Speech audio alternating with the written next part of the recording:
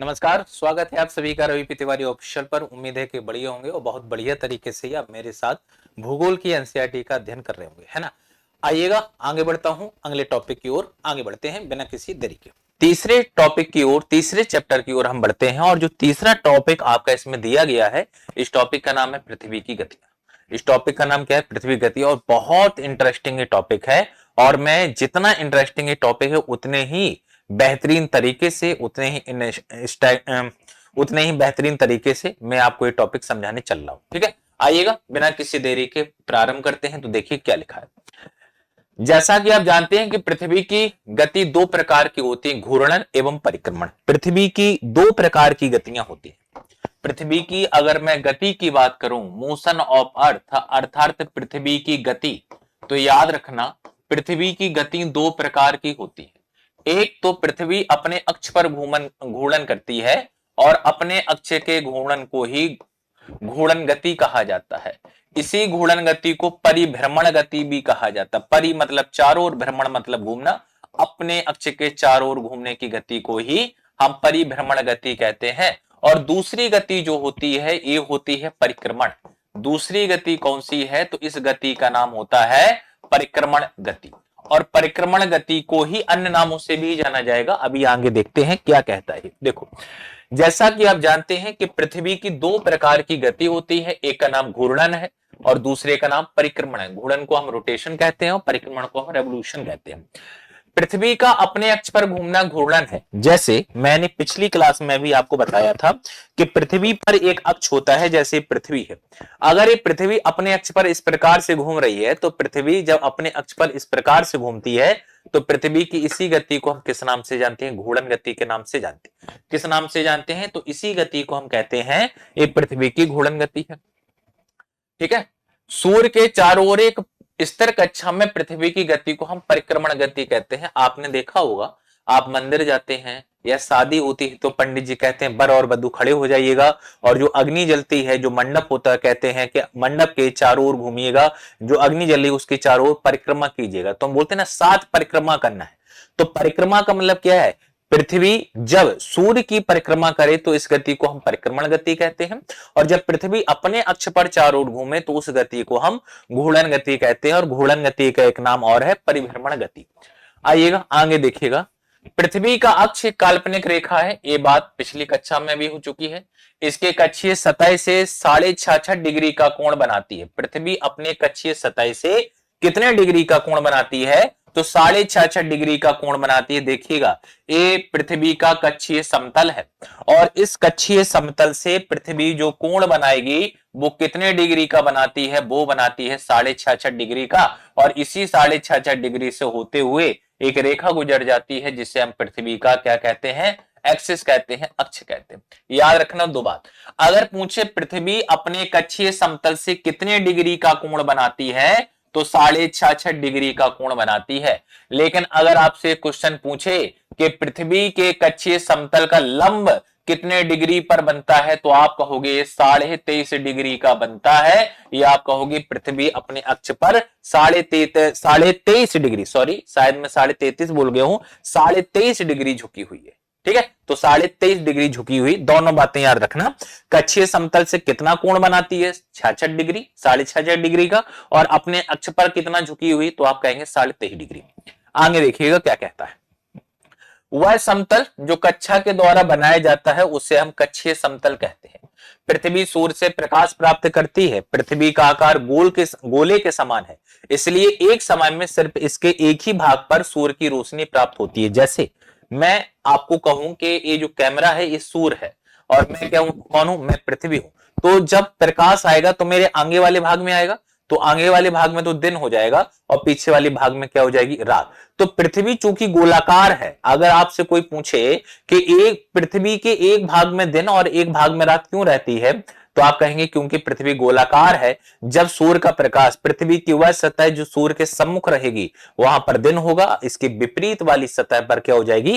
रात हो जाएगी। यहां पर एक डायग्राम भी है, वो मैं आपको दिखाता हूं।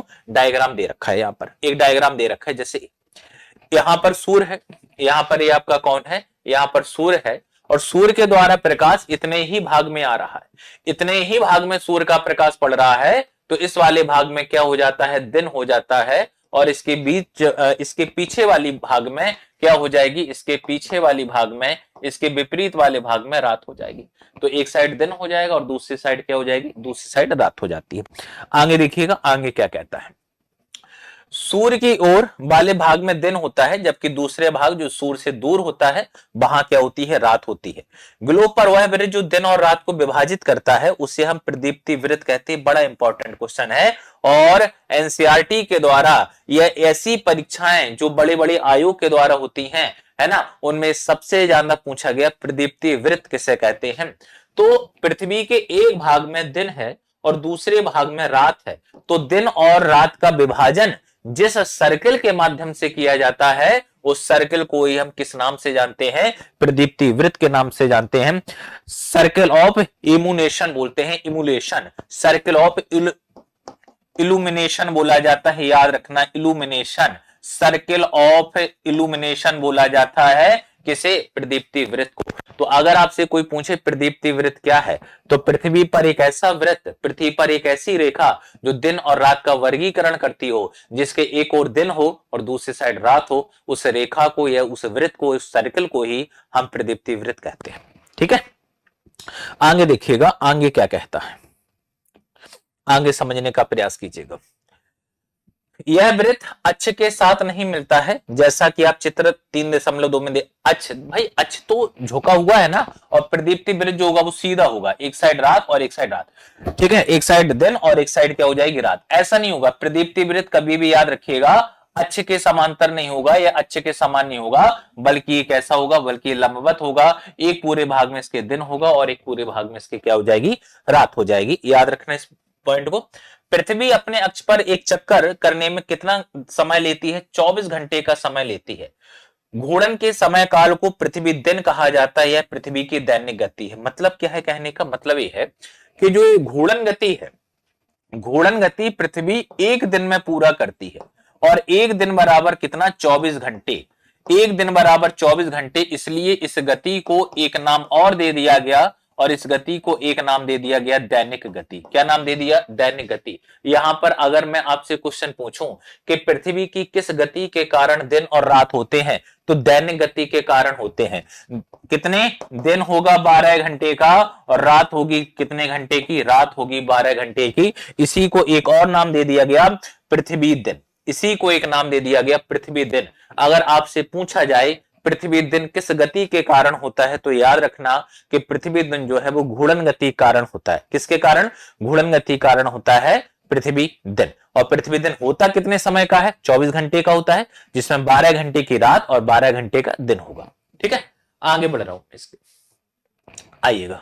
अब परिक्रमण गति की बात होगी यहां पर। अगर पृथ्वी घूर्णन नहीं करे तो क्या होगा, अगर पृथ्वी अपने अक्ष पर ना घूमे तो क्या होगा, तो एक साइड हमेशा दिन बना रहेगा और एक साइड हमेशा क्या बनी रहेगी, रात बनी रहेगी। तो अगर पृथ्वी घूर्णन नहीं करे तो क्या होगा, जो पृथ्वी का वह भाग जो सूर्य के सम्मुख है वहां पर हमेशा दिन बना रहेगा, और उसके विपरीत वाले भाग में हमेशा रात बनी रहेगी, है ना। सूर्य के तरफ वाले पृथ्वी के भाग में हमेशा दिन होगा, जिसके कारण उस भाग में गर्मी लगातार पड़ती रहेगी।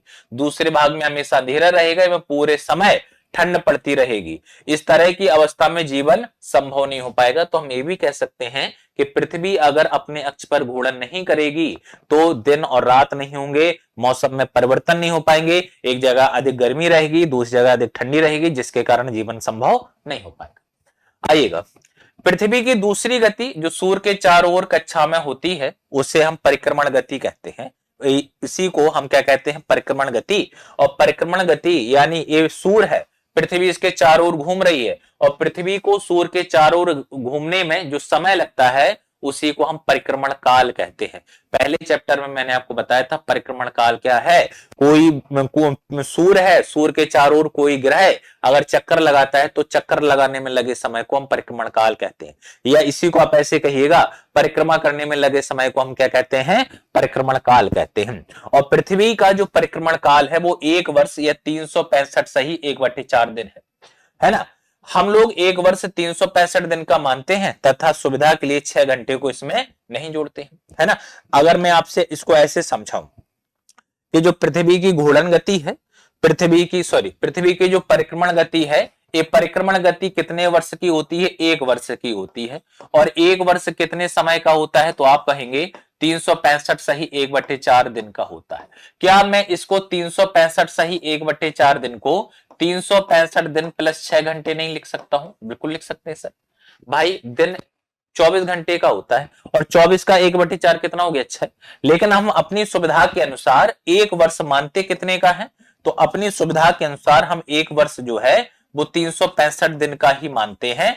6 दिन हम क्या कर 6 घंटे हम क्या करते हैं? इसमें नहीं जोड़ते हैं। दूसरा वर्ष आएगा, इस दूसरे वर्ष को भी हम 365 दिन का ही मानेंगे और 6 घंटे इसमें हम नहीं जोड़ते, है ना। अभी इनको बचा के रखिएगा।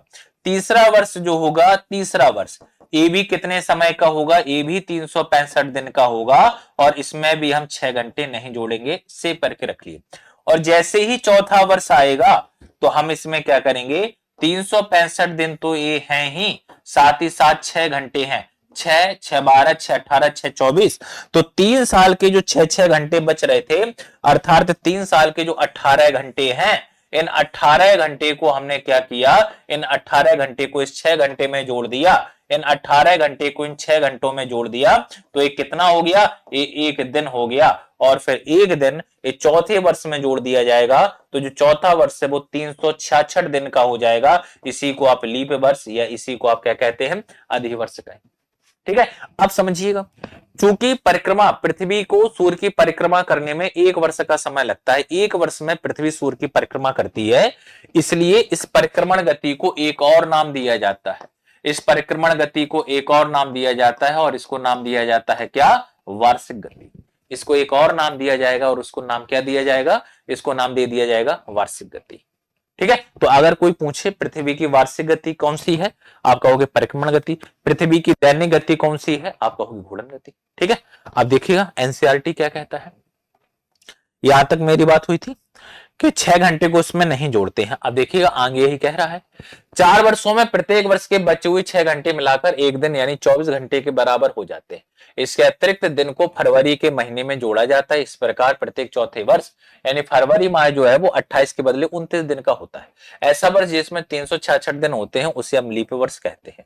पता लगाइए कि अगला लीप वर्ष कब होगा, तो आप ये रीजनिंग का है। अगर किसी वर्ष में 4 का हम भाग देते हैं, पूर्णता जाता है, तो वो हमारा लीप वर्ष हो जाएगा। जैसे आप 2024 हो गया, 2028 हो गया, 2032 हो जाएगा, 2004 है, 2008 है, तो पूर्ण रूप से अगर 4 से विभाजित है तो वो लीप वर्ष है आपका। पृथ्वी, चलिए आगे बढ़ रहा हूं। एक लीप वर्ष आपको ज्ञात करना है, अगला लीप वर्ष कब होगा। चित्र 3.3 से स्पष्ट है कि पृथ्वी दीर्घवृत्ताकार पथ पर सूर्य की चारों ओर चक्कर लगाती है। ये है चित्र, ये वो चित्र है जिसमें ये दिखाया गया है कि पृथ्वी जो है वो सूर्य की परिक्रमा कैसे लगा रही है? दीर्घवृत्ताकार मार्ग में लगाती है। याद रखना, बड़ा इंपॉर्टेंट प्रश्न है। सभी ग्रह सूर्य की परिक्रमा दीर्घवृत्ताकार मार्ग में करते हैं। याद रखना, यम ग्रह दीर्घवृत्ताकार मार्ग में सूर्य की परिक्रमा नहीं करता था, इसलिए यम ग्रह को ग्रहों की श्रेणी से क्या कर दिया गया? अलग कर दिया गया था। ठीक है, आगे बढ़ रहा हूं मैं, आगे बढ़ रहा हूं। क्या कहानी है देखिएगा। ठीक है, ध्यान दीजिए, पृथ्वी पूरे कक्ष में एक ही दिशा में झुकी हुई है। इसका मैं एक काम करता हूं, इसका एक डायग्राम है मेरे पास, इसको मैं कॉपी कर लेता हूं, है ना। इसको मैं कॉपी करके ऊपर ही ले आता हूं क्योंकि बार बार इसकी आवश्यकता पड़ रही है। देखो क्या कह रहा है, कह रहा है कि पृथ्वी दीर्घवृत्ताकार पथ पर सूर्य के चारों ओर चक्कर लगाती है। ध्यान दीजिए कि पृथ्वी पूरे कक्ष में एक ही दिशा में झुकी हुई है, एक ही दिशा में पृथ्वी झुकी है। देखो जिस प्रकार यहां पर ऐसा अक्ष है, वही अक्ष देखो यहां है, वही अक्ष देखिएगा यहां है, वही अक्ष देखिएगा यहां है। तो पृथ्वी एक ही अक्ष पर झुकी हुई है हमेशा। देखो जिस प्रकार से अक्ष यहां पर बना है उसी प्रकार से, ऐसा नहीं है कि पृथ्वी यहां पर ऐसी है और यहां पर आकर ऐसी हो जाएगी, नहीं, तो एक ही अक्ष पर झुकी रहती है। ये इंपॉर्टेंट पॉइंट है, याद रखना। ठीक है, अब इसका उपयोग भी आएगा। सामान्यतः एक वर्ष को गर्मी, सर्दी, वसंत एवं शरद ऋतुओं में बांटा जा सकता है। ऋतुओं में परिवर्तन सूर्य के चारों ओर पृथ्वी की स्थिति में परिवर्तन के कारण होता है। इस बात को समझें। जैसे जैसे पृथ्वी सूर्य की परिक्रमा करती है, जैसे जैसे पृथ्वी सूर्य की परिक्रमा करती है, तो जब सूर्य की पृथ्वी परिक्रमा करती है, यानी परिक्रमण काल यानी परिक्रमण गति जब होती है, तो अलग अलग भाग सूर्य के सम्मुख आते हैं। आप यहां पर देख रहे हैं ये वाला भाग है, यहां पर आप देखिएगा तो ये वाला भाग आ गया है ना। तो इसमें जो परिवर्तन होता है और इसी परिवर्तन के कारण ऋतु में परिवर्तन होते हैं, और यही कारण है कि जो वार्षिक गति होती है इस वार्षिक गति का एक नाम और है। ये जो वार्षिक गति होती है, इसलिए इस वार्षिक गति को हम एक और नाम दे देते हैं। क्या नाम दे देते हैं? तो इसको हम एक नाम और देंगे, ऋतु गति। ऋतु में परिवर्तन जिस गति के कारण होते हैं उसी को परिक्रमण गति कहते हैं, इसलिए हम इसे ऋतु गति के नाम से भी जानेंगे। अब कैसे परिवर्तन होते हैं आइएगा मैं आपको समझाने का प्रयास करता हूं। शायद आपने ये मेथड कभी नहीं पढ़ा होगा। इसके पहले, पढ़ाने से पहले यहां पर एक बात लिखी है, सामान्यतः एक वर्ष में गर्मी, सर्दी, बसंत एवं शरद ऋतुओं में बांटा जाता है। एक वर्ष को याद रखना, भारत में 6 प्रकार की ऋतुएं पाई जाती हैं। याद रखना, भारत में कितने प्रकार की? भारत में 6 प्रकार की ऋतुएं पाई जाती हैं। बसंत पाया जाता है, ग्रीष्म ऋतु पाई जाती है, वर्षा ऋतु पाई जाती है, शरद ऋतु पाई जाती है, शरद पूर्णिमा नाम सुने ना, हेमंत ऋतु पाई जाती है और शिशिर ऋतु। अब कब पाई जाती है? तो चैत्र और वैशाख महीना जो होता है, हिंदी माह में चैत्र वैशाख और अंग्रेजी महीने में मार्च अप्रैल। चैत्र यानी मार्च और वैशाख यानी अप्रैल, तो मार्च और अप्रैल के समय को हम बसंत कहते हैं। उसी प्रकार मई और जून अर्थात ज्येष्ठ और आषाढ़ के महीने को हम गर्मी कहते हैं। आप देखते हैं ना, कहते हैं ज्येष्ठ है, ज्येष्ठ महीने में भयानक लू चलती है, भयानक गर्मी पड़ती है। उसके बाद जुलाई और अगस्त के महीने में भारत में वर्षा ऋतु होती है, इनको हम सावन और भादों कहते हैं। अच्छी भाषा में, ये तो देहाती भाषा है, सावन और भादों हम बोलते हैं, हिंदी माह में श्रावण और भाद्रपद है। शरद ऋतु कब होती है? अश्विन और कार्तिक, इसको हम क्या बोलते हैं? हम बोलते हैं सावन है, भादो है, कुंवार, कार्तिक। तो कुंवार नहीं, अश्विन बोलते हैं, कार्तिक बोलते हैं सितंबर अक्टूबर, है ना। इसी कार्तिक में क्या होती है? कार्तिक की पूर्णिमा को क्या होती है? तो अब बताइएगा, त्योहार मनाए जाते हैं, बहुत सारे त्योहार होते हैं कार्तिक में, करवा चौथ वगैरह यही पड़ता है। हेमंत ऋतु मार्गशीर्ष और पौष, तो ये क्या है? सावन, भादो, कुंवार, कार्तिक, अगहन। यहाँ अगहन को हम मार्गशीर्ष कहते हैं, मार्गशीर्ष और पूष, पूष की रात है ना, बड़ी ठंडी रात होती है दिसंबर। तो हेमंत ऋतु जो होती है वो मार्गशीर्ष और पौष महीने में पड़ती है, अर्थात नवंबर और दिसंबर। और शिशिर ऋतु माघ और फागुन, जनवरी और फरवरी, है ना। माघ का महीना इलाहाबाद में, प्रयागराज में माघ का मेला लगता है जनवरी माह में, है ना, जब आपकी खिचड़ी का त्योहार होता है, यानी संक्रांत जब होती है। तो ये भारत देश में पाई जाने वाली 6 ऋतुएं हैं। आपसे बहुत बार क्वेश्चन पूछा गया, भारत देश में कितनी ऋतुएं पाई जाती? 6। स्टार्टिंग बसंत से करना है, क्योंकि हिंदी माह के अनुसार पहला माह कौन सा होता है? चैत्र होता है। तो कौन सी है? बसंत है, गर्मी है, गर्मी के बाद कौन सी है? बसंत है, ग्रीष्म में वर्षा है, बसंत है, ग्रीष्म में वर्षा है, शरद है, हेमंत और शिशिर है। अच्छा बताइएगा, अगर एग्जामिनर ऐसे पूछ ले कि इन 6 ऋतुओं में सबसे ठंडी ऋतु कौन सी है, तो आप क्या कहोगे? सबसे ठंडा महीना कौन सा होता है? पूष का होता है, और उसी समय उस ऋतु को हम हेमंत कहते हैं। क्या कहते हैं? हेमंत कहते हैं, याद रखना। ठीक है, आगे बढ़ रहा हूं। अब पृथ्वी की इस परिक्रमण गति को हम समझने का प्रयास करते हैं। चित्र 3.3 और चित्र 3.3 यही वाला है। चित्र 3.3 यही वाला है। देखो समझो, पहले मैं इसकी भाषा पढ़ दे रहा हूं एक पूरे नजरिए में, फिर मैं अपने तरीके से इसको समझाता हूं।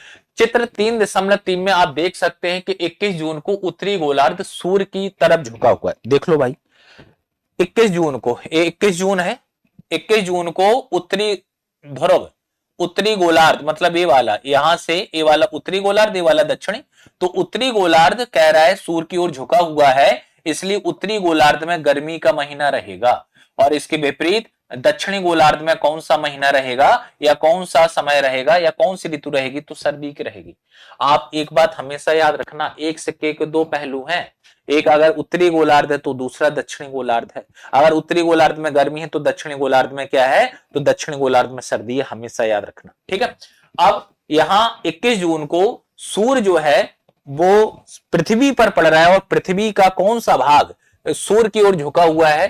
तो 21 जून को उत्तरी गोलार्ध सूर्य की तरफ झुका हुआ है। सूर्य की किरणें कर्क रेखा पर सीधी पड़ती हैं, जिसके परिणाम स्वरूप इन क्षेत्रों में ऊष्मा अधिक प्राप्त होती है। ध्रुवों के पास वाले क्षेत्रों में कम ऊष्मा प्राप्त होती है, क्योंकि वहां सूर्य की किरणें तिरछी पड़ती हैं। उत्तर ध्रुव सूर्य की तरफ झुका होता है तथा उत्तरी ध्रुव रेखा के बाद वाले भागों पर लगभग 6 महीने का लगातार दिन होता है।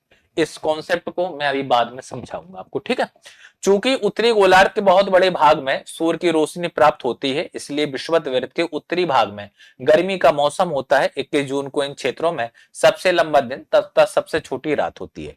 पृथ्वी की इस अवस्था को हम उत्तर अयनांत कहते हैं, या इसी को हम क्या कहते हैं, ग्रीष्म अयनांत कहते हैं। इस कहानी को समझाने के लिए मैंने एक दूसरा तरीका अपनाया है, और ये तरीका जो मुझसे पढ़े हैं, चाहे पेड बैच में चाहे यूट्यूब पर, आप लोगों को मैंने ये तरीका कई बार समझाया। इतनी लंबी चौड़ी कहानी को हम इस डायग्राम के माध्यम से आपको समझा देंगे। कैसे समझाएंगे? एनसीईआरटी कहती है कि 21 जून को सूर्य की किरणें कर्क रेखा पर पड़ती हैं। 21 जून को सूर्य की किरणें कहां पड़ती हैं? सूर्य की किरणें कर्क रेखा पर पड़ती हैं। सूर्य की किरणें 21 जून को एनसीईआरटी कहती है कि कर्क रेखा पर पड़ती हैं। कहां है कर्क रेखा? इसके कर्क रेखा पर सीधी पड़ती है। कर्क रेखा उत्तरी गोलार्ध में होती है, हम सभी जानते हैं, मैं पढ़ा चुका हूं। जब कर्क रेखा उत्तरी गोलार्ध में होती है तो इसीलिए जब सूर्य की किरणें 21 जून को कर्क रेखा पर पड़ती हैं तो इसे हम कर्क संक्रांति या उत्तरायण कहते हैं। क्या कहते हैं? कर्क संक्रांति, या इसको हम क्या कहते हैं? उत्तरायण कहते हैं। याद रखना, समर सोलिस्टिक बोलते हैं इंग्लिश में। अब जब सूर्य की किरणें उत्तरी गोलार्ध में कर्क रेखा पर पड़ती हैं तो इसको उत्तरायण या कर्क संक्रांति कहते हैं। और इस समय उत्तरी गोलार्ध में गर्मी का महीना रहता है, इसलिए इसे हम ग्रीष्म अयनांत समर सोलिस्टिक बोलते हैं। ठीक है, कब होती है? 21 जून को होती है। ठीक है, अब एक सिक्के के दो पहलू हैं। एक सिक्के के दो पहलू, एक अगर उत्तरी गोलार्ध है तो दूसरा दक्षिणी गोलार्ध है। अगर एक उत्तरी गोलार्ध है तो दूसरा दक्षिणी गोलार्ध है। मैंने ऐसे बनाया, 21 जून को सूर्य की किरणें उत्तरी गोलार्ध में पड़ रही हैं तो उत्तरी गोलार्ध में क्या पड़ेगी? आप कहोगे गुरुजी गर्मी पड़ेगी। इसके विपरीत अगर एक उत्तरी गोलार्ध है तो दूसरा दक्षिणी गोलार्ध है, तो दक्षिणी गोलार्ध में क्या पड़ जाएगी? आप कहोगे दक्षिणी गोलार्ध में सर्दी हो जाएगी। सर हो जाएगी या नहीं? कोई एक ऐसा देश बताइए जो उत्तरी गोलार्ध में हो। हमारा देश भारत, भारत के बीचों बीच से कौन सी रेखा गुजरती है? कर्क रेखा गुजरती है। भारत के बीचों बीच से कौन सी रेखा गुजरती है? कर्क। तो हमारे देश में तो 21 जून को भयानक रूप से गर्मी होती है। होती है नहीं होती है? जून के महीने में 21 जून को भयानक रूप से गर्मी होती है। इसी दिन विश्व योग दिवस मनाया जाता है, अगर आपको याद हो, गर्मी होती है। अगर हमारे यहाँ गर्मी है, हमारे यहाँ मतलब भारत में, भारत का उत्तरी गोलार्ध में, तो इसके विपरीत दक्षिणी गोलार्ध का कोई देश होगा, जैसे ऑस्ट्रेलिया है, बहुत सारे हैं, लेकिन ऑस्ट्रेलिया ले लीजिएगा बीच में। कौन? ऑस्ट्रेलिया। तो ऑस्ट्रेलिया में अगर हमारे यहाँ गर्मी है तो ऑस्ट्रेलिया में सर्दी। इस बार आप देखिएगा, यदि दक्षिण अफ्रीका भारत की टीम खेलने जाती है, दक्षिणी अफ्रीका, साउथ अफ्रीका या ऑस्ट्रेलिया जाती है, दोनों दक्षिणी गोलार्ध में है, तो आप देखिएगा अगर हमारे यहां गर्मी है तो उनके यहां सर्दी होगी, और अगर उनके यहां सर्दी है तो हमारे यहां क्या होगी? तो फिर हमारे यहां गर्मी होगी। आप देखिएगा, हमेशा नोटिस करिएगा। तो अगर उत्तरी गोलार्ध में गर्मी है तो दक्षिणी गोलार्ध में सर्दी हो जाएगी। कब? 21 जून।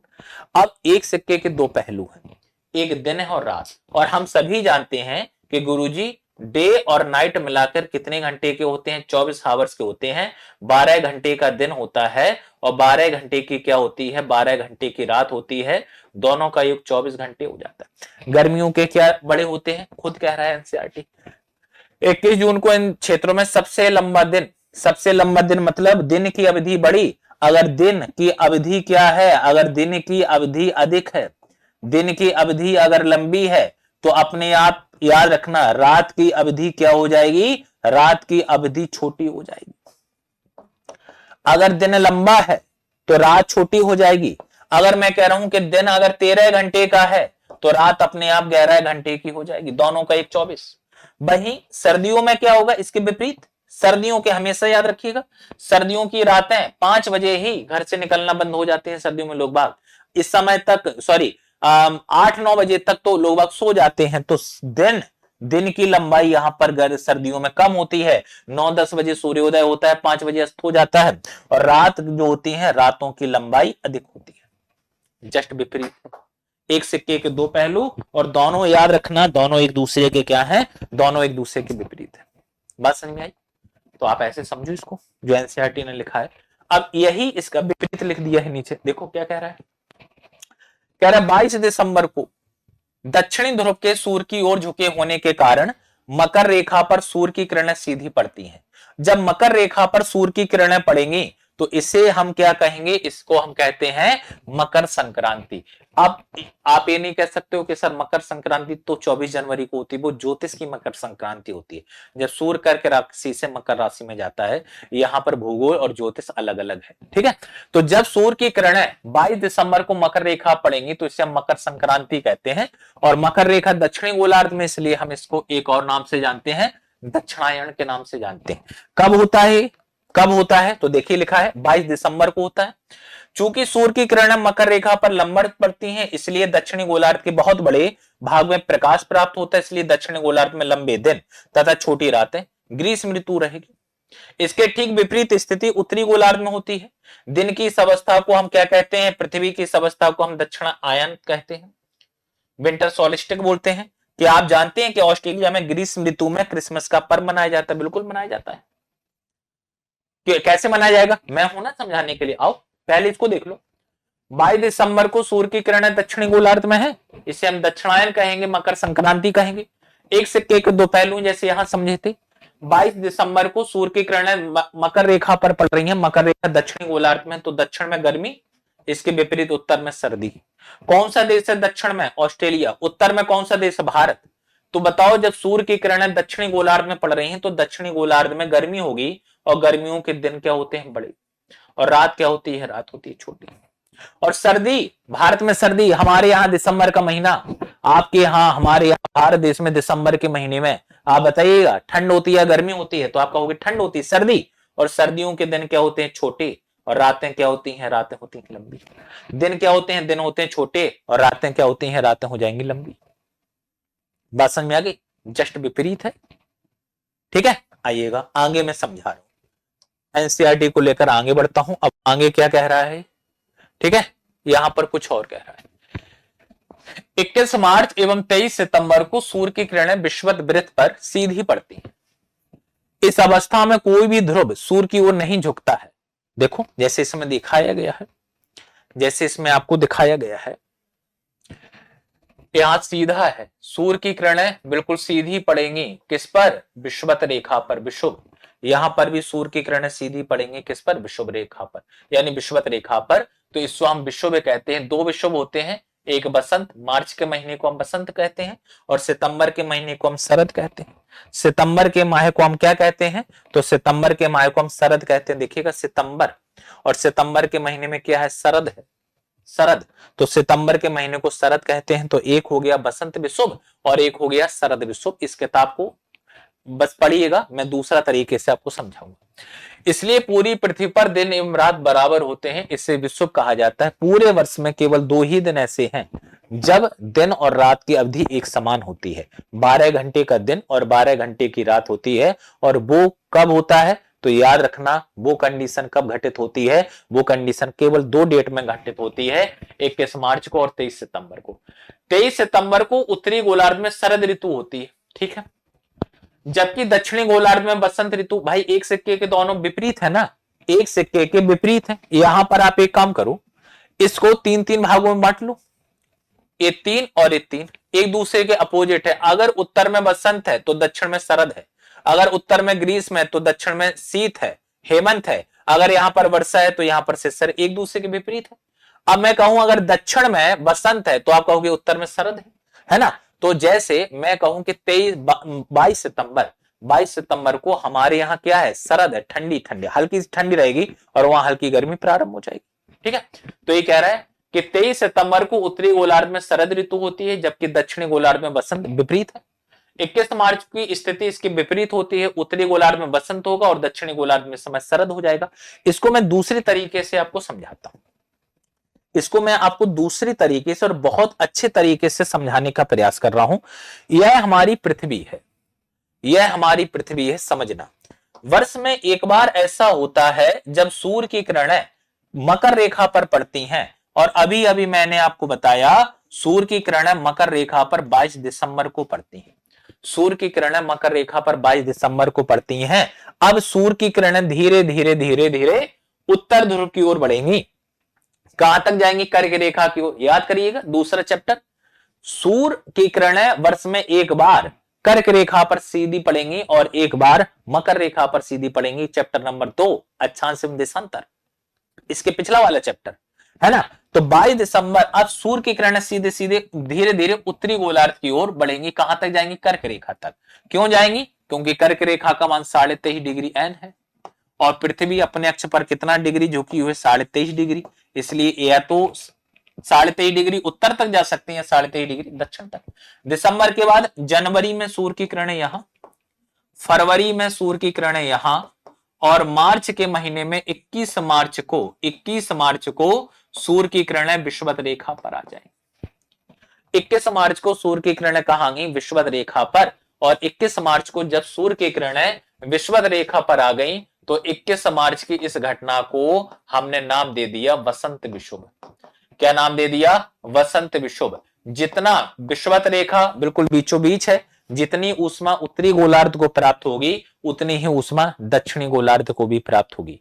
अब समझना, जैसे ही 21 के बाद 22 तारीख आएगी, 22 मार्च आएगा, सूर्य की किरणें विषुवत रेखा के ऊपर वाले भाग को हम उत्तरी गोलार्ध कहते हैं, उत्तरी गोलार्ध में प्रवेश करना प्रारंभ कर जाएंगी और उत्तरी गोलार्ध में 22 मार्च के बाद गर्मी, 21 मार्च के बाद गर्मी प्रारंभ हो जाएगी। या मैं ऐसे कहूं, मार्च के बाद कौन सा आएगा? अप्रैल आएगा। उत्तरी गोलार्ध में गर्मी कब से पड़ना प्रारंभ होती है? हम और आप उत्तरी गोलार्ध में रहते हैं, हमारा देश भारत उत्तरी गोलार्ध का देश है। तो हमारे यहां आप खुद बताइएगा, हमारे और आपके यहां यानी भारत देश में गर्मी कब से पड़ना प्रारंभ होती है? आप कहोगे सर अप्रैल में गर्मी लगना प्रारंभ हो जाती है। मार्च में होली का त्योहार होता है, होली का तो त्योहार होता है फरवरी मार्च, है ना। तो चैत्र के माह में, फागुन के माह में बोलते हैं ना, फागुन है तो फागुन और चैत्र के माह में होली का त्योहार होता है। उसके बाद आप देखिएगा धीरे धीरे गर्मी प्रारंभ हो जाएगी। क्यों? क्योंकि अब सूर्य की किरणें उत्तरी गोलार्ध में प्रवेश करेंगी। अप्रैल के बाद मार्च, अप्रैल के बाद क्या आएगा? मई आएगा और मई के बाद जून आएगा। कितने जून? 21 जून। मई के बाद क्या आएगा? मई के बाद जून आएगा। कितने जून? 21 जून। 21 जून को सूर्य की किरणें कहां पहुंच गई? 21 जून को सूर्य की किरणें कर्क रेखा पर पहुंच गई। तो कर्क रेखा पर भयानक रूप से गर्मी, दिन की अवधि सबसे लंबी और रात की अवधि सबसे छोटी। अगर उत्तरी गोलार्ध में 21 जून को सूर्य की किरणें तो उत्तरी गोलार्ध में गर्मी, इसके विपरीत दक्षिण गोलार्ध में सर्दी। ठीक है, 21 जून को सूर्य की किरणें यहां पहुंची, जून के बाद सूर्य की किरणें लौटना प्रारंभ की। जून के बाद जुलाई के बाद अगस्त के बाद सितंबर। कितने सितंबर? 23 सितंबर को सूर्य की किरणें वापस लौट कर आ गई विषुवत रेखा पर। जब 23 सितंबर को सूर्य की किरणें विषुवत रेखा पर लौटकर वापस आ गई तो इसको हमने एक नाम दे दिया और इसको नाम दे दिया शरद विषुव। अब भारत में धीरे धीरे ठंडी का मौसम आना प्रारंभ। हमारे यहां भारत देश में उत्तरी गोलार्ध में ठंडी कब से पड़ना प्रारंभ होगी? 23 सितंबर के बाद। जैसे ही 23 के बाद 24 तारीख आएगी, सूर्य की किरणें दक्षिणी गोलार्ध में प्रवेश कर जाएंगी तो दक्षिणी गोलार्ध में गर्मी प्रारंभ हो जाएगी, जबकि उत्तरी गोलार्ध में सर्दी प्रारंभ हो जाएगी। सितंबर के बाद अक्टूबर हमारे यहाँ गर्मी, हमारे यहाँ ठंड का मौसम, दक्षिणी गोलार्ध में गर्मी का मौसम प्रारंभ, हमारे यहाँ ठंड का मौसम प्रारंभ। अक्टूबर के बाद नवंबर उत्तरी गोलार्ध में भयानक रूप से ठंड पड़ना और यहां पर दक्षिणी गोलार्ध में क्या? गर्मी का मौसम। और 22 दिसंबर को जब सूर्य की किरणें कहां पहुंचेंगी? 22 दिसंबर को जब सूर्य की किरणें मकर रेखा पर पहुंचेंगी तो मकर रेखा यानी 22 दिसंबर को मकर रेखा पर भयानक रूप से गर्मी और अपने यहां यानी कर्क रेखा पर जो देश हैं, कर्क रेखा पर जो देश स्थित हैं वहां पर भयानक रूप से सर्दी पड़ना प्रारंभ। मतलब क्या है? मतलब ये है कि जब उत्तरी गोलार्ध में गर्मी पड़ना प्रारंभ होगी तो दक्षिणी गोलार्ध में सर्दी पड़ना प्रारंभ हो जाएगी और जब दक्षिणी गोलार्ध में गर्मी पड़ना प्रारंभ होगी तो यहां पर सर्दी। बात बराबर है?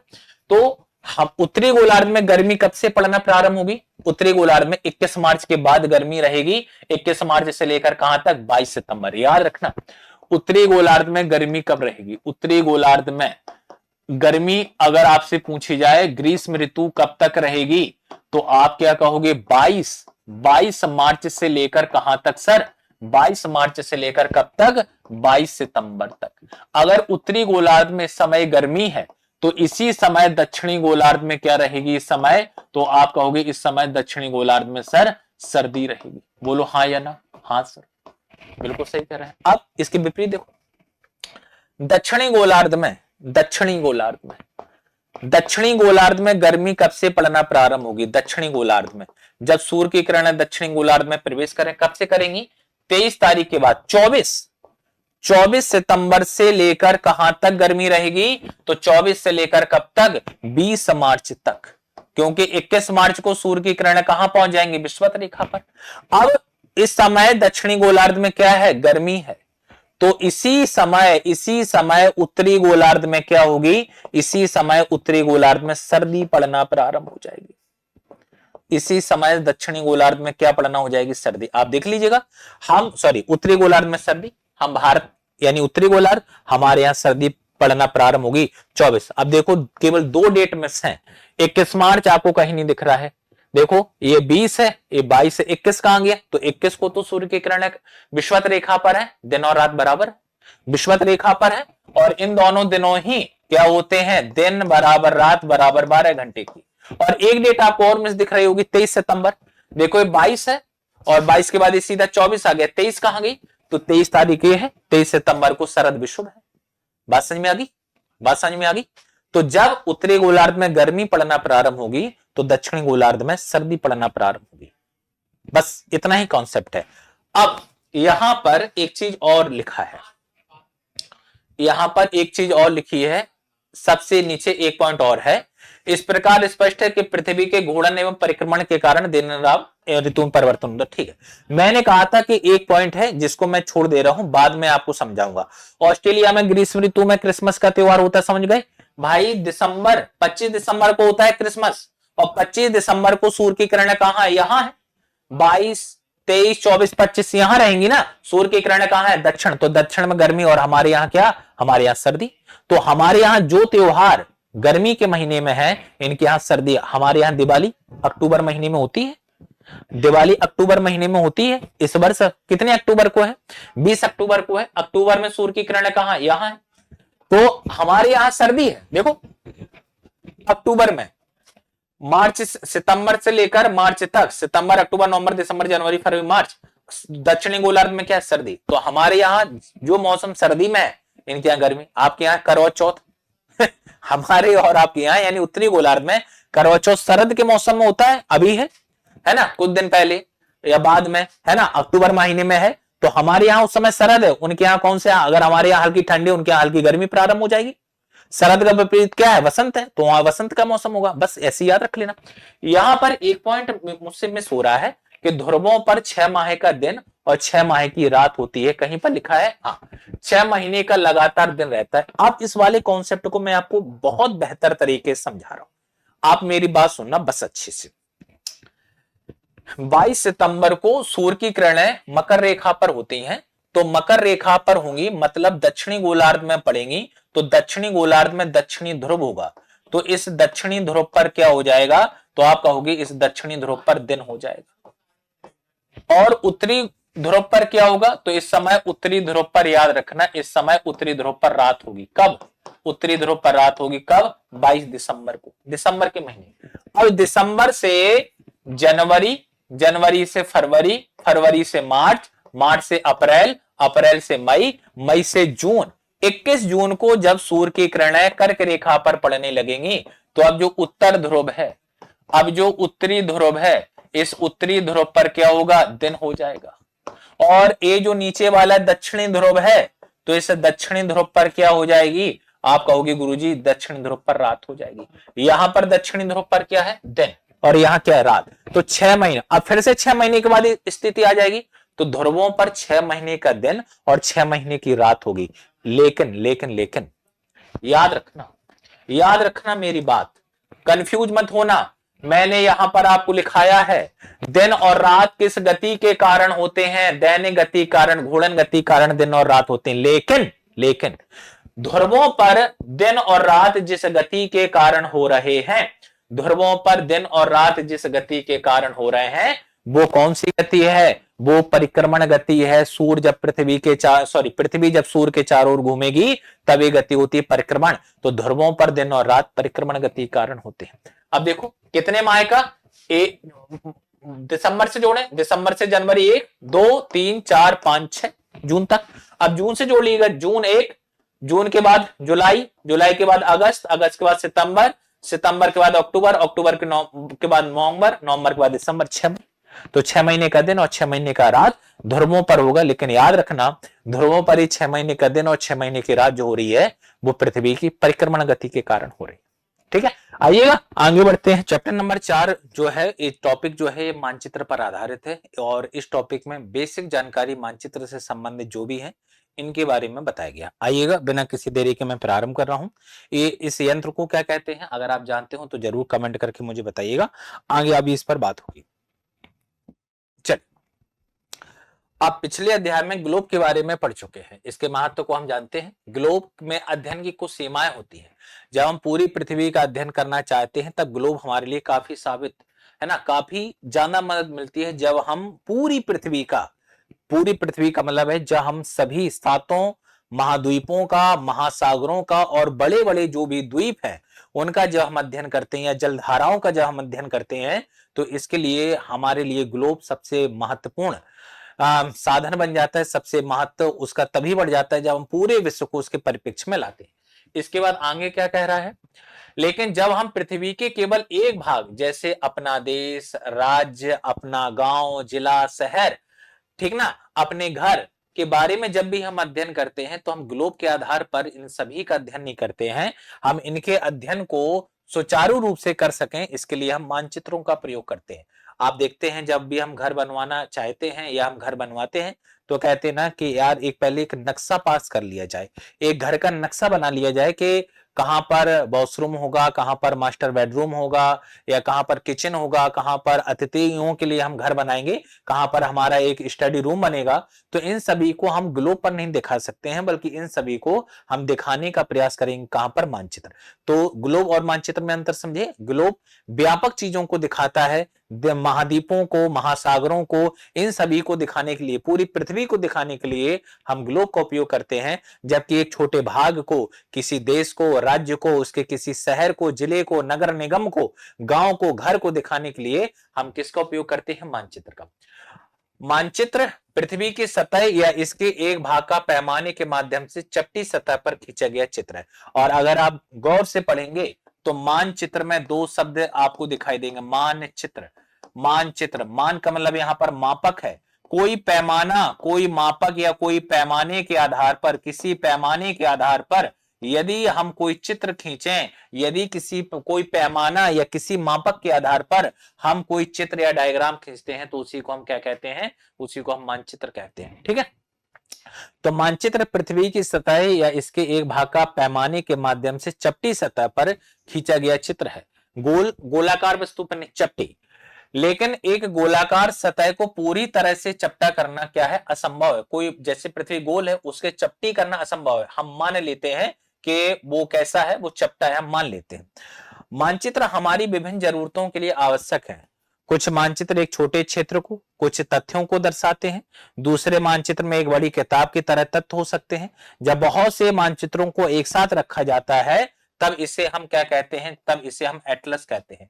यदि आप प्रतियोगी परीक्षाओं की तैयारी करते हैं तो आप लोगों के पास ऑक्सफोर्ड का एटलस जरूर होगा, या तो स्टूडेंट वाला या स्कूल वाला। तो आप स्कूल या जो एटलस है वो एटलस क्या है, कई सारे उसमें प्रत्येक महाद्वीप का एक राजनीतिक मानचित्र होगा, एक प्राकृतिक मानचित्र होगा, प्रत्येक देश का मानचित्र होगा उसमें, है ना, प्रत्येक देश का। या भारत का अगर आप मानचित्र लेते हैं तो भारत के 28 राज्य, 8 केंद्र शासित राज्यों के अलग अलग डायग्राम बने होंगे, महाद्वीपों को दिखाया गया होगा और महाद्वीपों में किस प्रकार की जलवायु है, ये सारी चीजें आपको कहां पर दिख जाती है, मानचित्रों में। तो मानचित्रों का जब एक समुच्चय बन जाए, जब एक समूह बन जाता है तो उसी को हम क्या कहते हैं, उसी को हम एटलस कहते हैं। एटलस विभिन्न प्रकार तथा अलग अलग पैमाने से खींची गई मापों पर आधारित होता है।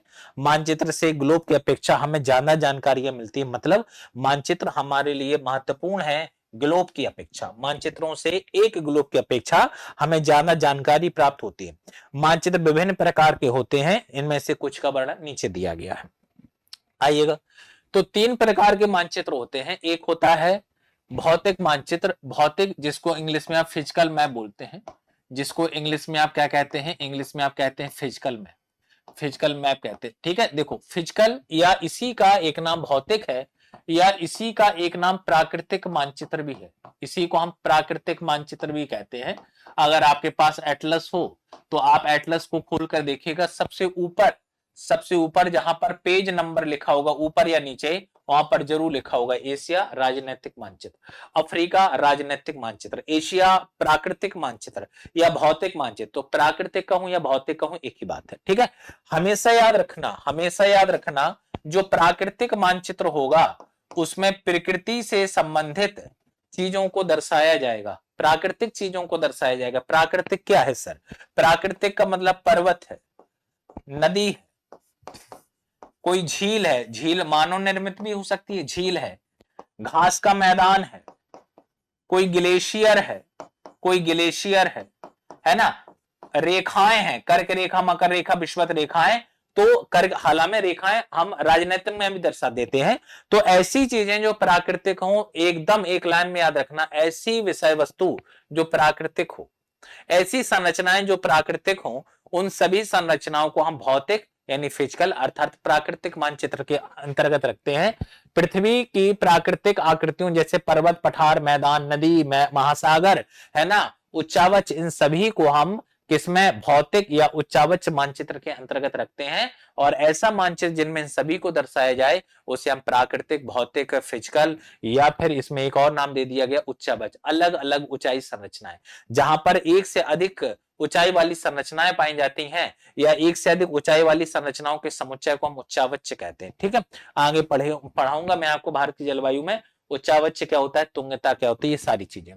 राजनैतिक इंग्लिश में इसको बोलते हैं पॉलिटिकल में। देखो नाम से ही समझ में आ रहा है राजनैतिक, और राजनैतिक अगर शब्द को आप देखिएगा तो इस राजनैतिक शब्द में कहीं ना कहीं आपको एक शब्द दिखाई देगा, राजनीति, पॉलिटिक्स। तो भारत एक देश था पहले, फिर भारत से म्यांमार अलग हुआ, भारत से पाकिस्तान बना, पाकिस्तान से क्या बन गया? बांग्लादेश बन गया। भारत में जब हम आजाद हुए 28 राज्य नहीं थे, 14 राज्य थे। तो राज्यों का वर्गीकरण या राज्यों का विभाजन या देशों का विभाजन किस आधार पर होगा? राजनीति हुई, है ना, दो पार्टियों के बीच में राजनीति हुई, भारत और पाकिस्तान बन गया। कांग्रेस और जो आपकी है यानी मुस्लिम लीग, है ना, फिर मुस्लिम लीग में विद्रोह हो गया, पाकिस्तान बन गया। तो जहां पर राजनीति के द्वारा देशों का, राज्यों का, शहरों का, इन सभी का निर्माण होता है। तो याद रखना कि जो हमारे राजनैतिक मानचित्र होते हैं उनमें राज्य, कोई नगर, कोई शहर, गांव और विश्व के विभिन्न देशों में उनकी राजधानियां या उनकी सीमाओं को दर्शाया जाए तो ऐसे मानचित्र को हम क्या कहते हैं? राजनैतिक मानचित्र कहते हैं। तो नाम से ही समझ में आ रहा है, एक राजनैतिक है और एक प्राकृतिक है। प्राकृतिक को ही हम भौतिक कहते हैं या उच्चावच मानचित्र कहते हैं। थेमैटिक मानचित्र क्या होता है? थेमैटिक में कुछ मानचित्र विशेष जानकारियां प्रदान करते हैं, जैसे सड़क का मानचित्र, वर्षा मानचित्र, वन तथा उद्योग आदि के वितरण दर्शाने वाले मानचित्र। इस प्रकार के मानचित्रों को हम थेमैटिक मानचित्र कहते हैं, ठीक है। तो जैसे मैं कहूं कि एक कोई शहर है, ये शहर है कोई एक, इसकी भौगोलिक सीमा है, यहां पर दर्शाया गया कि इस वाले क्षेत्र में उद्योग लगाए गए। ये किसी शहर का इंडस्ट्रियल एरिया है, कंपनी एरिया है किसी शहर का। यहां पर एक वन यहां पर दर्शाया गया कि इस शहर के अंदर यहां पर कोई क्या है? जंगल है। बताया गया कि यहां पर एक सड़क, ऐसे सड़क जा रही है, ये आगे चढ़ के ऐसे मुड़ जाएगी, फिर आगे चढ़ के ऐसे मुड़ जाएगी और ऐसे आगे बढ़ रही है। तो यदि किसी में सड़क है, उद्योग है, ठीक है, दिखाया जाता है कि यहां पर एक मंदिर है, ऐसी पताका फहरा रही है, ठीक है, पताका फहरा रही है। बताया गया कि यहां पर एक जेल है, बताया गया यहां पर स्कूल है। तो इस प्रकार के अगर कोई मानचित्र दर्शाए जाते हैं तो इन्हें हम क्या कहते हैं? इन्हें हम थीमेटिक मानचित्र कहते हैं, ठीक है। इन मानचित्रों में दी गई सूचना के आधार पर इनका उचित क्या कर सकते हैं? नामकरण कर सकते हैं कि किस प्रकार का कौन सा है। एक क्वेश्चन कई बार सीटेट में पूछा गया क्वेश्चन, मानचित्र के कितने घटक? तो मानचित्र के 3 घटक, दिशा, दूरी और प्रतीक चिन्ह। मानचित्र के 3 घटक होते हैं, दूरी, दिशा और प्रतीक चिन्ह। इन्हीं 3 का उपयोग करके हम विभिन्न प्रकार के मानचित्रों का निर्माण कर सकते हैं। सबसे पहले बात करते हैं दूरी की। सबसे पहले बात हम किसकी करते हैं? दूरी की, और समझने का प्रयास कीजिएगा। दूरी की अगर मैं बात करूं, दूरी मानचित्र एक आरेखण होता है, रेखाओं के माध्यम से खींचा जाता है, विभिन्न प्रकार की रेखाओं का उपयोग किया जाता है। जो कि पूरे विश्व या उसके एक भाग को छोटा कर कागज के एक पन्ने पर दर्शाते हैं। या यह कह सकते हैं कि मानचित्र छोटे पैमाने पर खींचे जाते हैं, लेकिन इसे इतनी सावधानी से छोटा किया जाता है ताकि स्थानों के बीच की दूरी वास्तविक लगे। यह तभी संभव हो सकता है जब कागज पर एक छोटी दूरी या स्थल की बड़ी दूरी को व्यक्त करती हो। इसलिए इस उद्देश्य के लिए एक पैमाना चुना जाता है। पैमाना स्थल पर वास्तविक दूरी तथा मानचित्र पर दिखाई गई दूरी के बीच का अनुपात होता है। जैसे मैं कह रहा हूं कि भारत का क्षेत्रफल 32.8 लाख वर्ग किलोमीटर है और एक पेज पर पूरे भारत के मानचित्र को बना दिया गया। एक है ना, A4 कागज के पूरे पेज पर एक भारत के मानचित्र को बना दिया गया या किसी शहर के मानचित्र को बना दिया गया। तो क्या जितना सा कागज है, हमारा देश इतना ही बड़ा है ना, बहुत बड़ा है। तो हम पैमाना मान लेते हैं। हम क्या मानते हैं? हम पैमाना मान लेते हैं। और पैमाना कैसे मानते हैं? तो पैमाना कुछ इस प्रकार से माना जाता है। जैसे दो प्रकार के पैमाने माने जाए। जैसे मैं कहूं कि 100 किलोमीटर की दूरी को 100 किलोमीटर की दूरी बराबर 5 सेंटीमीटर। यदि मैंने एक लाइन खींची, ये लाइन 5 सेंटीमीटर की है। यदि मैंने एक लाइन खींची, ये लाइन 5 सेंटीमीटर की है और मैंने पैमाना माना है कि 100 किलोमीटर बराबर 5 सेंटीमीटर, तो मतलब ये लाइन 5 सेंटीमीटर की है जरूर, लेकिन ये कितनी दूरी को व्यक्त कर रही है? ये 100 किलोमीटर की दूरी को व्यक्त कर रही है। या बहुत छोटा सा पैमाना है, एक गांव का एक या घर का एक हमें नक्शा बनाना है। अब घर के नक्शे को बड़ा करना है, बड़े मानचित्र के तौर पर बनाना है, हम उल्टा कर लेते हैं। हम उल्टा कर लेंगे। हम कैसे कहेंगे? हम कहेंगे, उल्टा करेंगे। हम कहेंगे कि 5 सेंटीमीटर जो है वो 1 मीटर की दूरी को दर्शा रहा है, ऐसे। तो अगर मैं ऐसा भी कर सकता हूं, एक मैं ऐसा भी कर सकता हूं, दोनों का उपयोग कर सकता हूं। बड़ी चीज को छोटा दिखाने के लिए आप ऐसा कर सकते हैं और छोटी चीज को बड़ा दिखाने के लिए हम ऐसा कर सकते हैं। हम कह सकते हैं कि 100 मीटर को 100 मीटर की दूरी 100 मीटर की दूरी को मैं कितना मान लेता हूं? 5 किलोमीटर मान लेता हूं। तो ये छोटी दूरी को बड़ी पैमाने पर दिखाना हो गया और ये क्या हो गया? ये बड़ी दूरी को छोटे पैमाने पर दिखाना हो गया। यही बात एनसीईआरटी में की गई। देखो, उदाहरण के लिए आपके विद्यालय में आपके घर के बीच की दूरी कितनी है? 10 किलोमीटर है, जिसे मानचित्र पर 2 सेंटीमीटर की दूरी से व्यक्त किया जाए। इसका अभिप्राय है कि मानचित्र पर 1 सेंटीमीटर स्थल के लिए 5 किलोमीटर को दर्शाया जाए। आपके रेखा चित्र का पैमाना होगा 1 सेंटीमीटर 5 किलोमीटर। आप रीजनिंग में पढ़ते हैं, कोई बालक ओ नामक स्थान पर है और वह अपने विद्यालय जाना चाहता है। पहले वह 30 मीटर उत्तर चलता है, ऐसे दिखाया जाता है। अब ये 30 मीटर हमने मान लिया पैमाना, लेकिन वास्तव में 30 मीटर जो है वह 300 मीटर के बराबर है। ये पैमाना हमने मान लिया, तो हम पैमाना मान लेते हैं जैसे इसमें दिखाया गया है ना। तो 1 सेंटीमीटर स्थल के 5 किलोमीटर को दर्शाएगा। आपके रेखा चित्र का पैमाना हो जाएगा 1 सेंटीमीटर बराबर 5 किलोमीटर। इस प्रकार पैमाना किसी भी मानचित्र के लिए बहुत महत्वपूर्ण होते हैं। अगर आपको पैमाने की जानकारी है तो आप मानचित्र पर दिए गए किसी भी दो स्थानों के बीच की दूरी का पता लगा सकते हैं। जैसे मैंने कहा कि पैमाना मैंने माना है कि 1 मीटर बराबर या 300 मीटर बराबर। मैंने पैमाना माना है कि जो 300 मीटर की दूरी है वो हमारे घर और विद्यालय के बीच में है। तो एक कागज पर अगर हमें हमारा घर और विद्यालय को दर्शाना है तो हमने दूरी मान ली कि 300 मीटर की जो दूरी है वो वास्तव में 5 किलोमीटर के बराबर, ऐसे हमने मान ली। तो 300 मीटर की दूरी हमने मान ली, वो कितने किलोमीटर के बराबर है? 5 किलोमीटर। अब कहा गया कि अपने विद्यालय से आप पापा के ऑफिस तक जाते हैं, अपने पिताजी के कारखाने तक जाते हैं, या आपके पिताजी एक दुकानदार हैं, दुकान तक जाते हैं, और बताया गया कि ये जो दूरी है ये लगभग 40 मीटर की है। ये लगभग 40 मीटर, या पैमाने को अगर हमने माना है तो कहा जाएगा ये 60 मीटर की दूरी पर है। तो 60 मीटर की दूरी, अगर 30 मीटर 5 किलोमीटर को दर्शाता है तो 60 किलोमीटर कितनी दूरी को दर्शाएगा? तो आप कहोगे सर 60 किलोमीटर 10 किलोमीटर की दूरी को दर्शाएगा। तो कहा जाएगा, बताइएगा घर से पापा का कारखाना या पापा की दुकान कितने किलोमीटर है? तो आप कहोगे ये हो गई 30 मीटर, ये हो गई 60 मीटर। 30 मीटर बराबर 5, तो ये 5 किलोमीटर हो गया, 10 किलोमीटर, कुल मिलाकर 15 किलोमीटर हो गई। तो हम क्या करते हैं? बड़ी विषय वस्तु को छोटे पैमाने पर दिखाने का प्रयास करते हैं। किसके माध्यम से? मानचित्र के माध्यम से। ठीक है, आगे बढ़ रहा हूं मैं। जब बड़े क्षेत्रफल वाले भागों जैसे महाद्वीपों या देशों को कागज पर दिखाना होता है तो हम लोग छोटे पैमाने का उपयोग करते हैं। उदाहरण के लिए 5 सेंटीमीटर को हम किसके बराबर मान लेते हैं? 500 किलोमीटर के। 5 सेंटीमीटर और 500 किलोमीटर। तो इससे हम तो इसको छोटे पैमाने वाला मानचित्र कहेंगे। अगर हमने छोटा पैमाना माना है ना, और बड़ा पैमाना माना है तो बड़ा पैमाना वाला मानचित्र। ठीक है, आगे बढ़ते हैं। जब एक छोटे क्षेत्रफल वाले का भाग जैसे आपके गांव या शहर को कागज पर दिखाना होता है तो हम बड़े पैमाने का उपयोग करते हैं।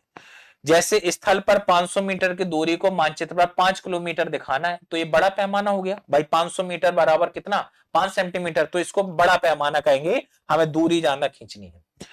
इस प्रकार के मानचित्र को बड़े पैमाना वाला मानचित्र कहते हैं। बड़े पैमाने वाले मानचित्र छोटे पैमाने वाले मानचित्र की अपेक्षा अधिक जानकारी देते हैं। जाहिर सी बात है, कई सारी चीजें उनमें दिखाई जाएंगी।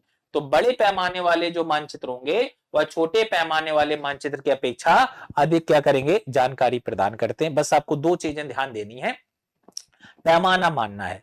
अगर पैमाना क्या किया है, पैमाना 500 मीटर बराबर 5 सेंटीमीटर, ज्यादा दूरी को कम पैमाने पर दिखाया जा रहा है, बड़े मानचित्र कहेंगे। और अगर 5 सेंटीमीटर को 500 किलोमीटर छोटे पैमाने से दिखाया जा रहा है, 5 सेंटीमीटर स्थल की 500 किलोमीटर को अगर हमने मान लिया तो ये क्या हो गया, ये हो गया छोटा पैमाना।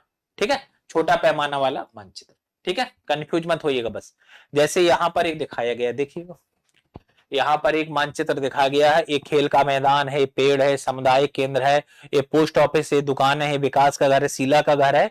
तो इस प्रकार का मानचित्र बना सकते हैं। थीमेटिक मानचित्र है। नीचे देखिएगा पैमाना दे दिया गया है, नीचे पैमाना ये 50 मीटर, 40, 30, 20, 10, 0 है ना। तो ये पैमाना दे दिया और नीचे लिखा 1 सेंटीमीटर बराबर 10 मीटर। 1 सेंटीमीटर की जो दूरी है वो किसके बराबर है, वो 1 सेंटीमीटर की दूरी जो है वो 10 मीटर की क्या है, 10 मीटर के बराबर है। ठीक है, तो आप मुझे कमेंट करके बताइएगा ये कौन सा है, छोटे पैमाने वाला मानचित्र है या बड़े पैमाने वाला मानचित्र है। आगे बढ़ रहा हूं मैं। दिशा, अब दिशाओं की बात आती है। तो हमारे पास मुख्य रूप से जो दिशाएं हैं वो 8 होती हैं। आपने 4 पढ़ी होंगी है ना, पूर्व, पश्चिम, उत्तर, दक्षिण, लेकिन वास्तव में 8 दिशाएं है ना। कोई आप पौराणिक सीरियल देखे, उसमें कहा जाता 8 दिशाएं है ना, 10 दिशाएं, 8 दिशाएं। तो वास्तव में मानचित्र के आधार पर 8 दिशाएं और पुराणों के अनुसार 10 दिशाएं। 8 तो ये हो गई, ऊपर नीचे 10। ठीक है, देखिए दिशा। अधिकतर मानचित्रों में ऊपर दाहिनी तरफ तीर का निशान बनाया जाता है। कोई भी आप मानचित्र देखिएगा ऊपर ऐसा एरो बनाया जाएगा और ऐसा एरो ये बनाया जा रहा है, ऐसा एरो बनाया जा रहा है, ये ऊपर की ओर इंडिकेट कर रहा है और ऊपर इसे ऊ से दर्शाया जाएगा। ऊ का मतलब उत्तर है। अधिकतर मानचित्रों में ऊपर दाहिनी तरफ तीर का निशान बना होता है जिसके ऊपर अक्षर ऊ लिखा होता है। यह तीर का निशान उत्तर दिशा को रिप्रेजेंट करता है और उत्तर रेखा कहा जाता है। इसे क्या कहा जाएगा, सबसे ऊपर जैसे है तो इसे उत्तर रेखा कहा जाता है। जब आप उत्तर के बारे में जानते हैं, इसे उत्तर रेखा कहा जाता है। जब आप उत्तर के बारे में जानते हैं तब आप दूसरी दिशाएं जैसे पूर्व, पश्चिम तथा दक्षिण के बारे में पता लगा सकते हैं। ठीक है, उत्तर के जस्ट विपरीत कौन होता है, अगर ऊपर वाली उत्तर है तो नीचे जस्ट इसके विपरीत कौन सी हो जाएगी, दक्षिण। और उत्तर और दक्षिण के आगे वाली दिशा में पूरब होती है और पीछे वाली दिशा में याद रखना कौन सा होता है, पश्चिम होता है ना। इनके बारे में आप पता लगा सकते हैं। वे प्रधान दिग्बिंदु कहे जाते हैं। तो ये जो चारों रेखाएं हैं, पूर्व, उत्तर, पश्चिम और दक्षिण, इन्हीं को हम क्या करते हैं, प्रधान दिग्बिंदु कहते हैं। ठीक है, वे प्रधान दिग्बिंदु कहे जाते हैं। बीच की दूरी 4 दिशाएं हैं। ये वाली दिशा कौन सी हो जाएगी, उत्तर है, पूरब है, ये उत्तर पूर्व हो जाएगी, इंग्लिश में नॉर्थ ईस्ट हो जाएगी। ये पूरब है, दक्षिण है, ये दक्षिण पूर्व हो जाएगी, इंग्लिश में साउथ ईस्ट हो जाएगी। ये पश्चिम है, दक्षिण, ये वाली कौन सी हो जाएगी, ये वाली हो जाएगी आपकी दक्षिण पश्चिम यानी साउथ वेस्ट हो जाएगी। ये वाली उत्तर, ये वाली पश्चिम है, तो इसको आप क्या कहेंगे, इसको आप कहेंगे नॉर्थ वेस्ट है ना, उत्तर पश्चिम दिशा हो जाएगी। तो बीच की 4 दिशाएं उत्तर पूर्व, दक्षिण पश्चिम तथा उत्तर पश्चिम, इन बीच वाली दिशाओं की मदद से किसी भी स्थान की हम सही स्थिति का पता लगा सकते हैं। चित्र 4.1 से निम्नलिखित दिशाओं का पता लगाइएगा। विकास के घर से सामुदायिक केंद्र, अच्छा ये वाला चित्र है, विकास के घर से सामुदायिक केंद्र। देखो कैसे पता लगाया जाता है, विकास के घर से सामुदायिक केंद्र। तो जहां से भी अगर पूछा जाए, यहां से विकास के घर से पूछ रहा है, एरो बना दो 4। तो ऊपर वाली दिशा उत्तर है, तो ऊपर वाली दिशा उत्तर यानी विकास के घर से सामुदायिक केंद्र जो है वो उत्तर दिशा में। दूसरा क्या कह रहा है, विकास के घर से सामुदायिक केंद्र तथा खेल के मैदान की दिशा। चलिए खेल का मैदान भी बताना है विकास के घर से ही। अब विकास का घर ए है और खेल का मैदान देखिएगा, खेल का मैदान इस भाग में है तो ए वाली दिशा हो गई। ए वाली उत्तर है, ए वाली कौन सी है, ए वाली पूरब है, तो ए वाली उत्तर पूर्व हो गई अर्थात नॉर्थ ईस्ट हो गई, है ना। और क्या कह रहा है, एक और दे रखा है कुछ, दुकानों से विद्यालय की दिशा। दूसरा दे रखा है जो दुकानें हैं इनसे विद्यालय किस दिशा में। चलिए हमेशा याद रखा है जिससे पूछा जाए वहीं एरो बना देना है। दुकानों से विद्यालय की दिशा तो दुकानें है, और विद्यालय कहां दे रखा है, विद्यालय सीधा दे रखा है। आगे वाली दिशा आगे वाली दिशा क्या हो जाएगी, पूरब, और पीछे वाली दिशा क्या हो जाएगी, तो पीछे वाली दिशा पश्चिम, ऊपर वाली उत्तर और नीचे वाली दक्षिण। तो दुकान से, अगर दुकान से विद्यालय पूछे तो पूरब में है, विकास के घर से सामुदायिक केंद्र उत्तर में है, और विकास के घर से जो खेल का मैदान है वो उत्तर पूरब दिशा में। बस याद रखना है, जैसे कहा जाए गोवा से बिहार किस दिशा में स्थित है, अब गोवा पर एरो बना दीजिएगा, बिहार तक पहुंचा दीजिएगा रेखा खींच के, पता चल जाएगा किस दिशा में है। तो हम जो दिशाओं की सही जानकारी है वो चार तो जो हमारी मुख्य दिशाएं हैं जिनको हम प्रधान दिग्बिंदु कहते हैं, उत्तर दक्षिण पूर्व पश्चिम, उनके द्वारा, और इन चार दिशाओं के द्वारा जो चार और दिशाओं का निर्माण होता है उनके द्वारा हम किसी भी स्थान की दिशा को ज्ञात कर सकते हैं। ठीक है, आगे बढ़ रहे हैं, एक वाला हो गया पूरा कंसेप्ट, आगे बढ़ रहे हैं। हम दिक् सूचक की सहायता से किसी भी स्थान की दिशा का पता लगा सकते हैं। दिक् सूचक यह एक यंत्र है जिसकी सहायता से मुख्य दिशाओं का पता लगाया जाता है। इसकी चुंबकीय सुई की दिशा हमेशा उत्तर दक्षिण दिशा में होती है। इसमें बना हुआ है, इसमें बना है, ठीक है, इसमें बना है, दिक् सूचक यंत्र होता है। उत्तर और दक्षिण दिशा में हमेशा इसकी सुइयां रहेंगी, एक उत्तर में रहेगी और एक क्या कहां रहेगी, दक्षिण में। ठीक है, ये इसमें कहा जा रहा है कि इसकी जो चुंबकीय सुई की दिशा है वो उत्तर दक्षिण दिशा में होती है। ठीक है, उत्तर एक उत्तर में और एक दक्षिण में। ठीक है, याद रखना। अब पैमाने के तीन घटक होते हैं। एक घटक क्या होता है, पैमाने के तीन घटक होते हैं जिनके माध्यम से हमें जानकारी प्राप्त होती है।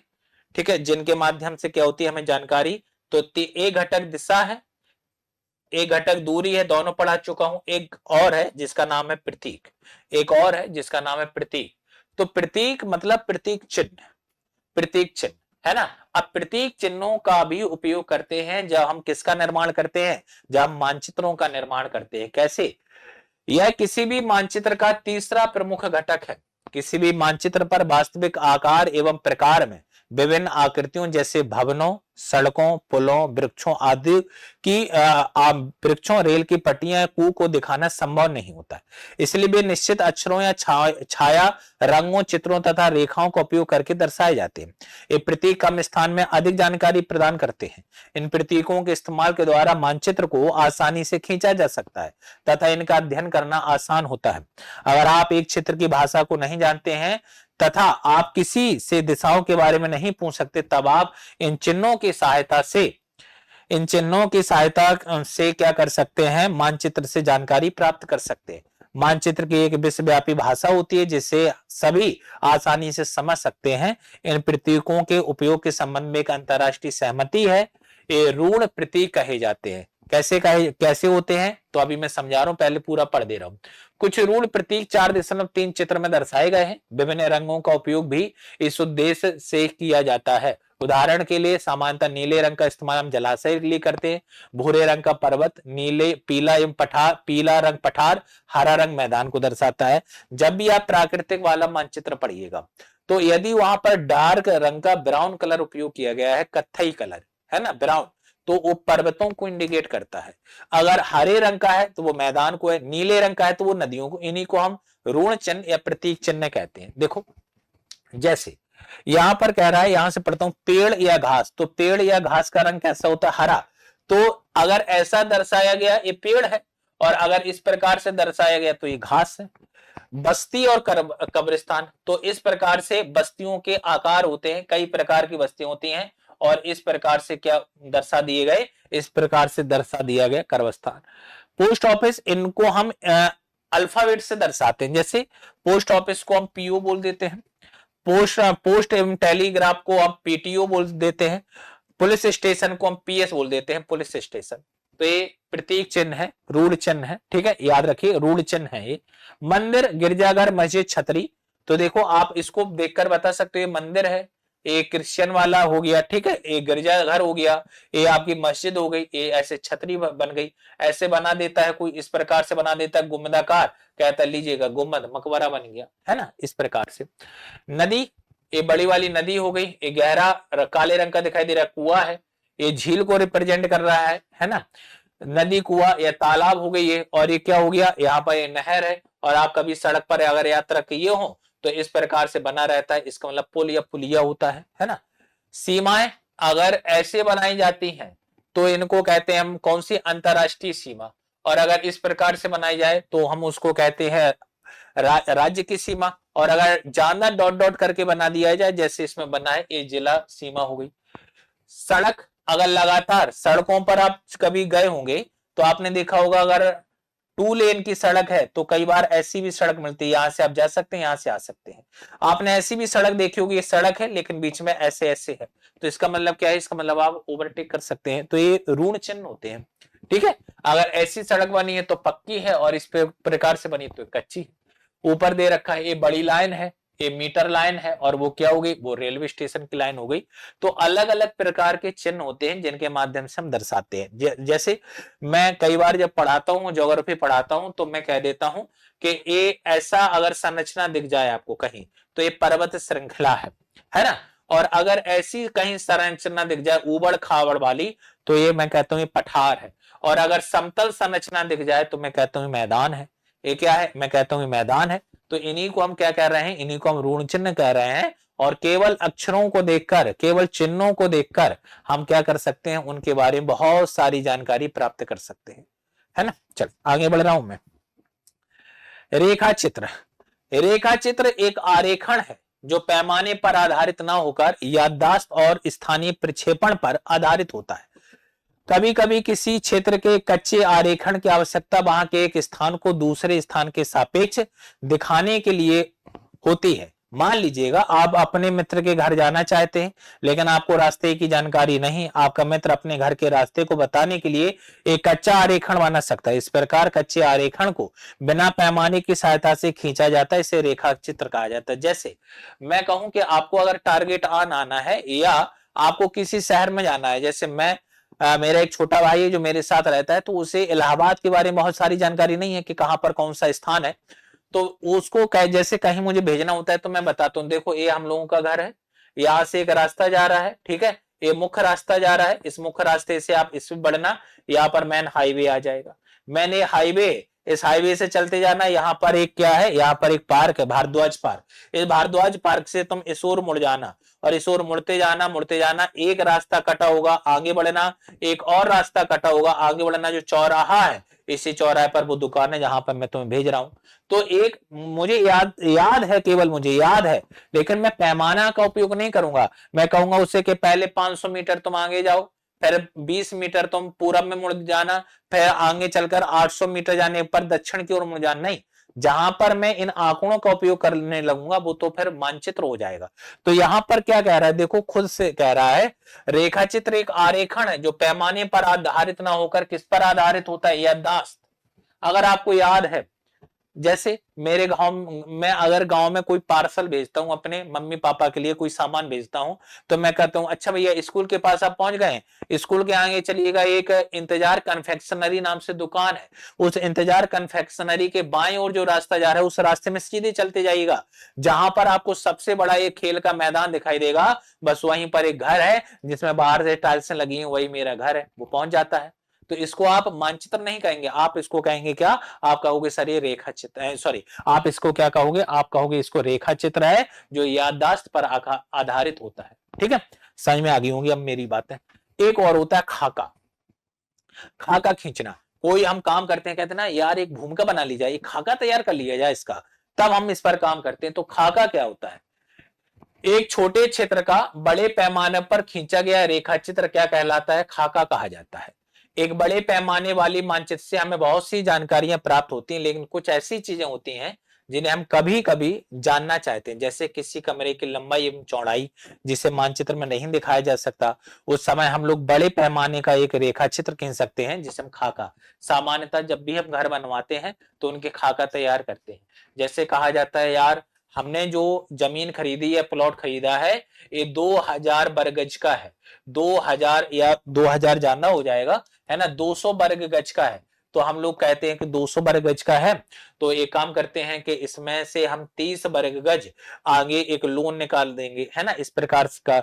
और उसके बाद कुछ हम 20 वर्ग गज का एक गैरेज निकाल देंगे है ना। तो जहां पर हम इस प्रकार की बातें करते हैं तो लंबाई चौड़ाई ऊंचाई गहराई कितना ऊंचा बनाएंगे घर है ना, 12 फुट का 10 फुट का। तो जहां पर इस प्रकार की हम बातें करने लगे और एक हम क्या करें, एक काम चित्र का उपयोग करें, एक रेखा चित्र खींचे, तो उस रेखा चित्र को हम क्या कहते हैं, खाका कहते हैं।